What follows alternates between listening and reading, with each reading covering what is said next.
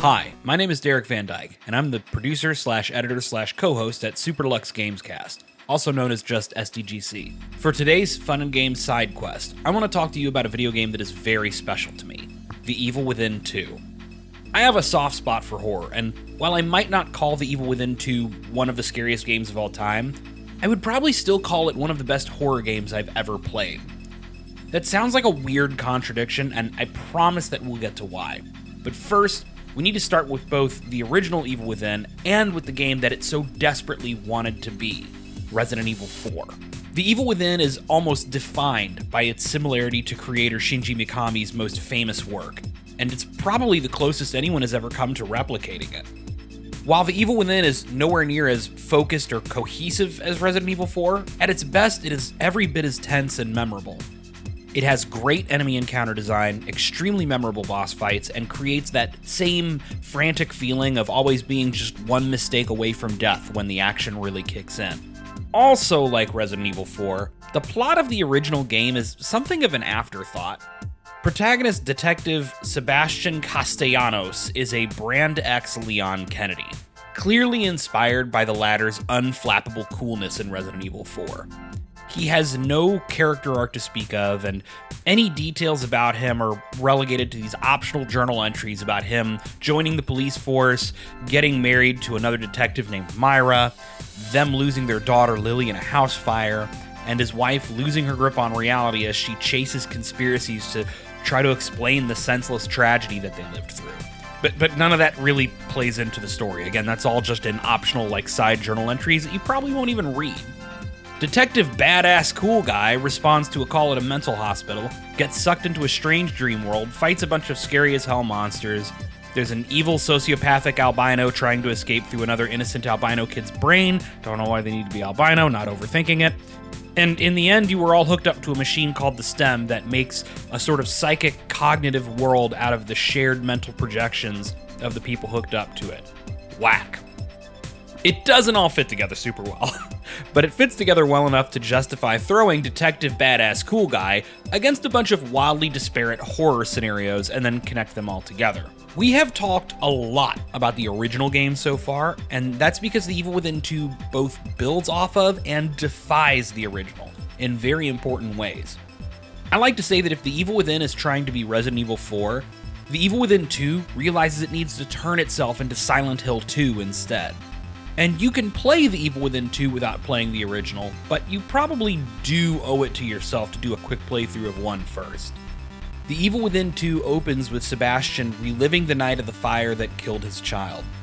Unable to continue repressing the pain of losing his family, and deeply traumatized by the violence and near-death experiences of the first game, and visibly wasting away, Sebastian has given up entirely at functioning as a human being.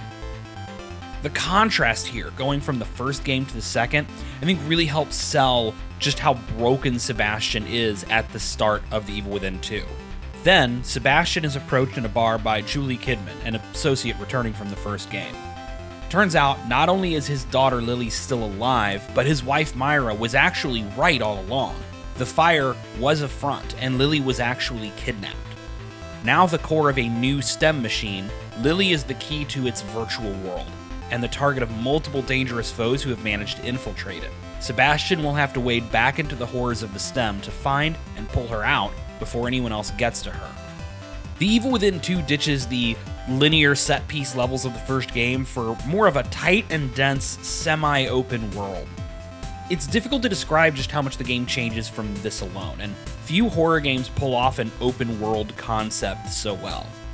Many of the basic controls and mechanics of the first game are largely unchanged, but now you need to actually navigate and survive this monster-infested town, scrounge for supplies, and choose how geographically to best approach any given objective.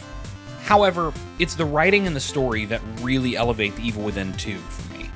Most horror game protagonists are like Sebastian in the first game. They're blank slates who mostly exist as an avatar for the player character to interact with the world through. The sequel recontextualizes the original as the source of trauma that it would be, and gives Sebastian far more characters to actually interact with and bounce off of. And while sad dads have kind of become a meme in prestige games writing these days, I think the game does a remarkable job both at portraying Sebastian's struggle with trauma and showing his journey in finding closure and learning how to heal, with or without his family intact. I think it helps that Sebastian is not portrayed as the kind of traditional toxic masculine protagonist that a lot of sad dad types are. From everything we've seen, he seems to have actually been a very good dad and husband. Sebastian is not a toxic man trying to overcome his own failings. He's a good man who went through a lot of heavy shit and is trying to find his way to healing. And I think that's just a more interesting character arc to go through. There are also just a ton of small details in how the game unfolds that are incredibly satisfying and show just how much thought was put into this game. The world evolves and changes at major story beats in some pretty dramatic ways without cutting off access to previous side quests, which I find very satisfying.